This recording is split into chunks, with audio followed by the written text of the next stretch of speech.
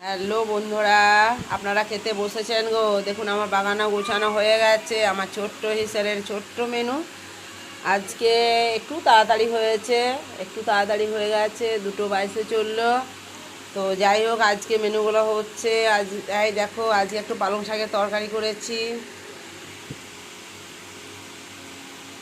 মূলো বেগুন বড়ি দিয়ে পালং শাকের তরকারি,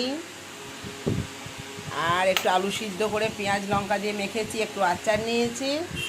আর এটা হচ্ছে ওদের জন্যে একটু মাংস ছিল, সেটা কিন্তু গরম করে দিই। হ্যাঁ দেখো,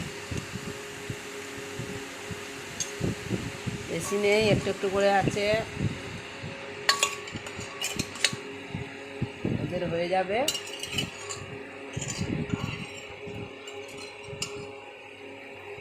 এই দেখো, পাতলা করে একটু গরম করে দিলাম, এই দিয়ে ওরা বলেছে খেয়ে নেবো।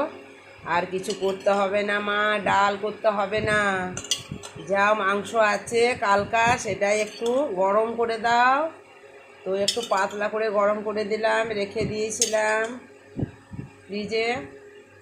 তো এই দিয়ে ওরা ভাত খেয়ে নেবে, আর পালং শাকের তরকারি আর আলু সিদ্ধ। ওরা বলছে ভালো লাগছে না, কদিন ধরে অনেক তরকারি খাওয়া হলো আর কিন্তু খেতে ভালো লাগছে না, আলু সিদ্ধ ভাতই করতে বলছিল। যাই হোক, আমি পালং শাকটা করলাম। ঠিক আছে বন্ধুরা, যদি আমার এই ছোট্ট হিসেবের ছোট্ট মেনু যদি ভালো লাগে অবশ্যই লাইক কমেন্ট করবেন আর ভিডিওটা দেখবেন। এখানেই রাখি, আমরা আবার খেতে বসবো। আইসোরা, সব কিছু রেডি হয়ে গেছে, কাঁদছে ও যায়, এখানেই রাখি, বাচ্চাটা কাঁদছে।